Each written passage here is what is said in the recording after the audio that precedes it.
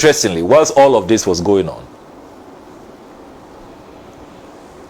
I was part of the former president's delegation to Moscow, Russia, where his book, My First Coup d'etat, and other stories from the lost decades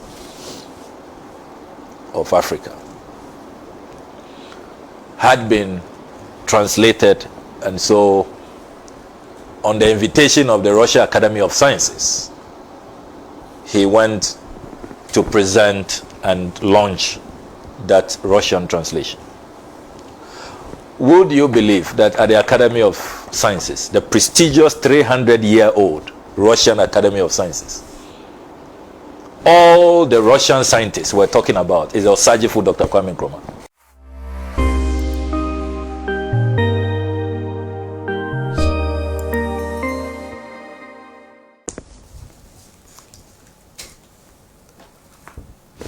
On the first topic, I will submit that the panel, and indeed the vast majority of Ghanaians, have done justice. If anybody had doubts about the impact of the Osagyefo, his influence, what he represents, how he's held in very high esteem by not only the Ghanaian people, the African people, and in the world. This week, all those doubts have been cleared. And at a point, you couldn't help but pity the misguided, uncouth, and very rude Napo. What befell him this week, I don't recall when in our history any politician, what should have been a happy coronation, that you are advancing in your political career, has rather become infamy. That nobody wants to see him, nobody wants to hear his name. And just listen to Ghanaians. Go on social media. Ghanaians of all ages, all classes, all professions, all walks of life. Indeed, as we speak today, the political career of Napo is over. He's been buried just by daring, having the effrontery to liken Nana Addo Dankwa Akufo-Addo, the worst president this country, and indeed this continent, has ever seen. What we'll be discussing in a jiffy is the legacy. Whereas President Nkrumah acquired assets, built assets, and left assets for us, Akufo-Addo and his henchmen is all about looting those assets and having those assets for themselves. How can you compare a nation builder, someone who is selfless, visionary, and puts the interests and welfare of the people above every other consideration? How can you compare? So, to be honest with you, as for Napo, we don't have to spend any more time on him. He is finished. Totally finished. And the sad part is that he has collapsed the NPP campaign. That apology, it's clear that elders in the party, seeing that the party has collapsed, the campaign is over. Because was it not the same person hours after, days after, going all over the place defending it? we could have excused we could have excused him if the crowds and the spur of the moment and he got carried away. And so, as the former Attorney General said, some Beshi, Beshi took over, he was possessed. But upon sober reflection, a few hours after the event, he was apologetic. We could have, cut him some slack. But you saw the hospital, so where do you take the patients? But he was all over the place, went to the Western region, the home region of the Osagifo, and continued in front of the chiefs and said, as for him, he stands by his words. He is a man of his word. That Ghanaians don't like the truth. Can you believe that? That when you speak the truth, Ghanaians call you arrogant. That's his new definition for arrogance. So, how sincere is this apology? Is it because President Kufuor was upset? Because you see the emphasis on his grand uncle. The apology really is not to Nkrumah, it's to his grand uncle. And they are seeing the effect of that. Because J.A. Kufuor is the most successful Dankwa Buzia politician. And he still has a lot of following in the Ashanti region. And this whole campaign, clearly when you listen to the NPP, we have never had such a divisive, destructive campaign. Professor Nana Jenopoko Ajima was presented to the whole of Ghana. They went to present their running mate to one region. And you listen to them, it's about one region, it's about coming from a particular royal family. I mean, when did this country degenerate like that? Look, I have said time without number that if we have two people from the same region, even same constituency, they are both from North Town, but they love the country. They are visionary. They are incorruptible. They won't sell state assets to themselves. They take care of the vulnerable. They care about workers and the plight of the masses. Any day, I will choose that ticket over some so-called ticket from different places where it is now identity politics. And in the run-up to the choice, I was so embarrassed, so appalled, so disgusted. Must come from this region, must come from this palace, must have royal blood. Why? We are now we've become some monarchy. Ghana is no longer a republic. And what does that say about their flag bearer, who is not a royal, who doesn't come from that region? I mean, what kind of country are we building? So I am not surprised that he has been compelled to issue that pathetic apology, wishy-washy, trying to see if they can assuage the anger of J.A. Kufuor and his faction because of the betrayal and the treachery that they feel. But the harm has been caused. The horses have bolted. And at least we know that the running mate they have presented has not changed and cannot change. He is incurable. He is incorrigible. And we must all make a determination that this Bawumia Napo ticket must be kept very far away from the presidency. They must go nowhere near the Flagstaff House. That resolve must be stronger than ever. And I think that we have heard from the Ghanaian people. And let me conclude by saying that, interestingly, whilst all of this was going on, I was part of the former president's delegation to Moscow, Russia. where his book, My First Coup d'etat, and other stories from the lost decades of Africa, had been translated, and so on the invitation of the Russian Academy of Sciences, he went to present and launch that Russian translation. Would you believe that at the Academy of Sciences, the prestigious 300-year-old Russian Academy of Sciences, all the Russian scientists we're talking about is Osagyefo Dr. Kwame Nkrumah. I'll send you the videos.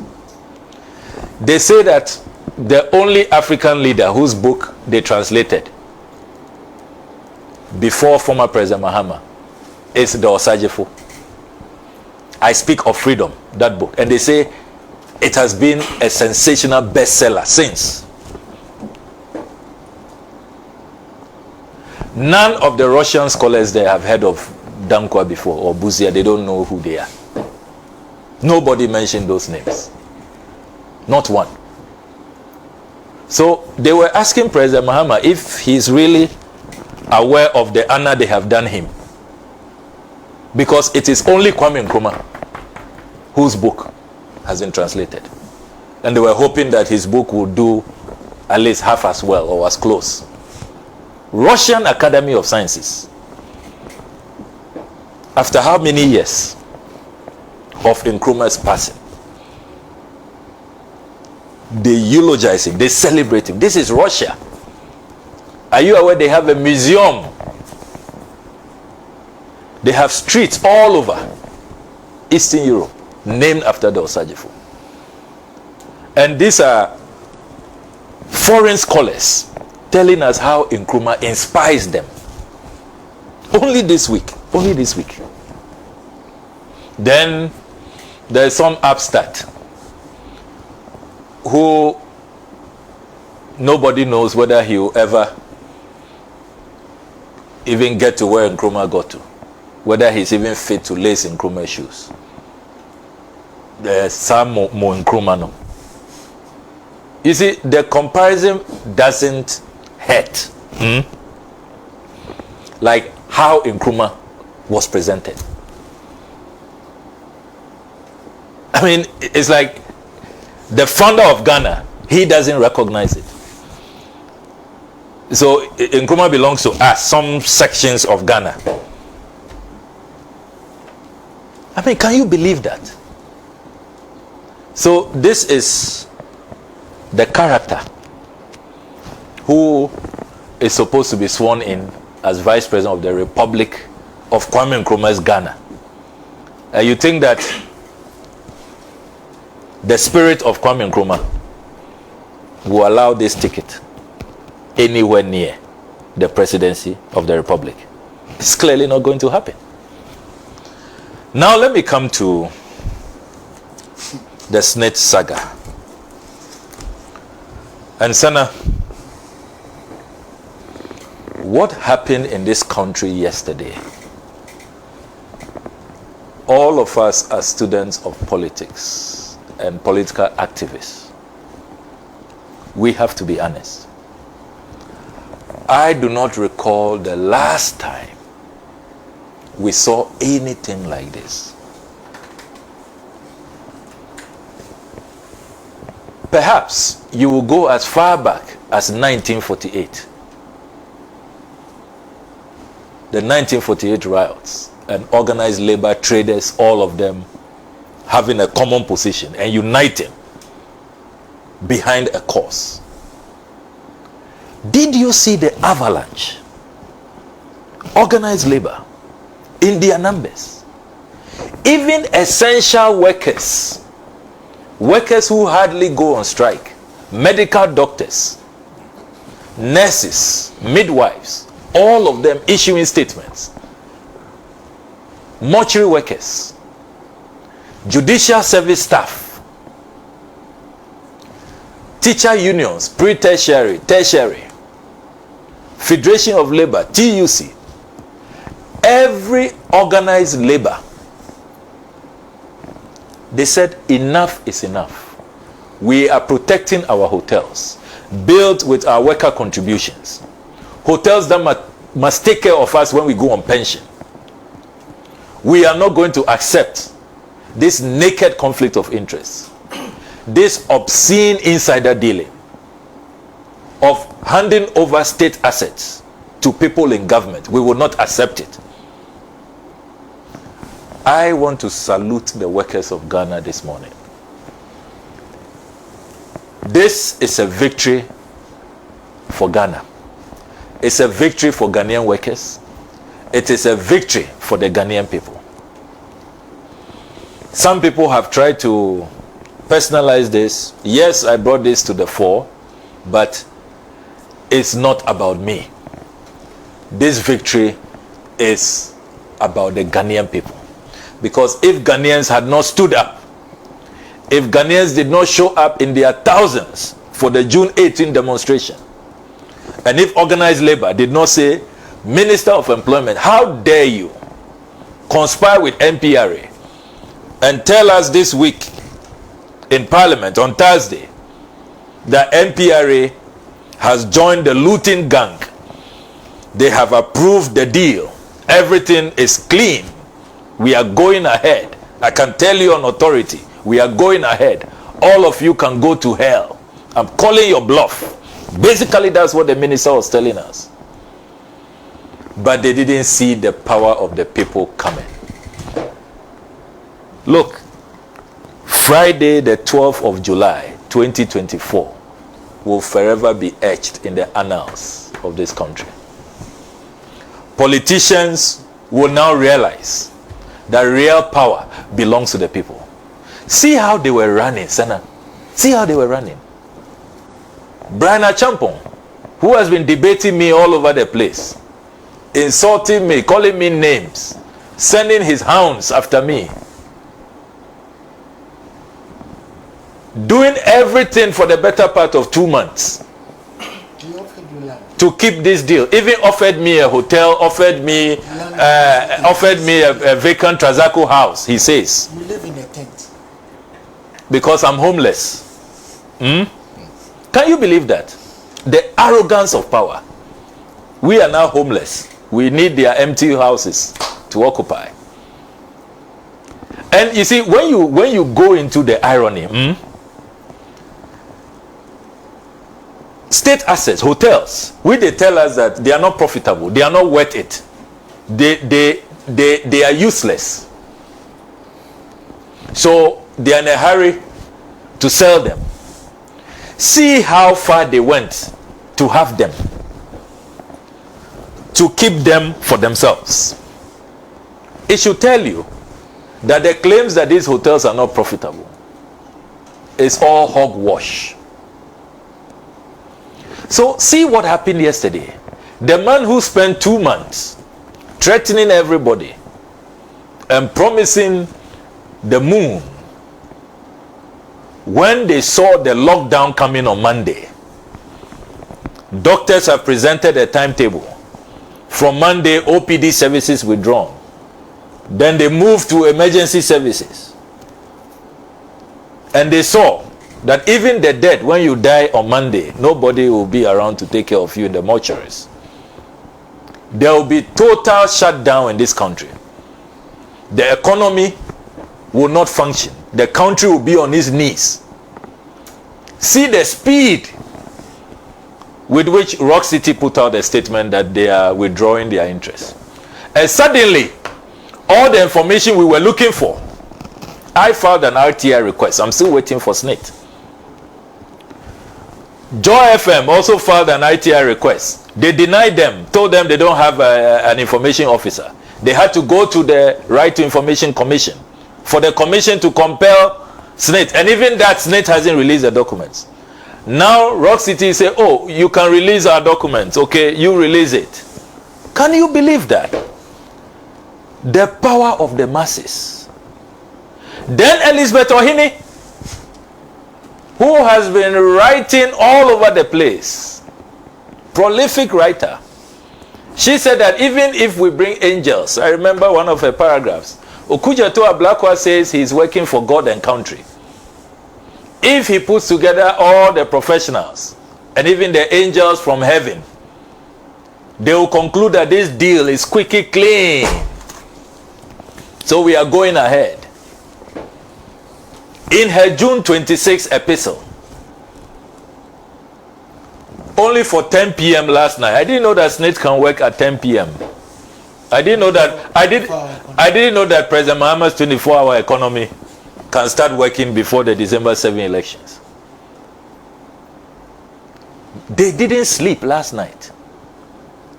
Elizabeth Ohene now issues a statement that they have terminated the deal. They are no longer selling.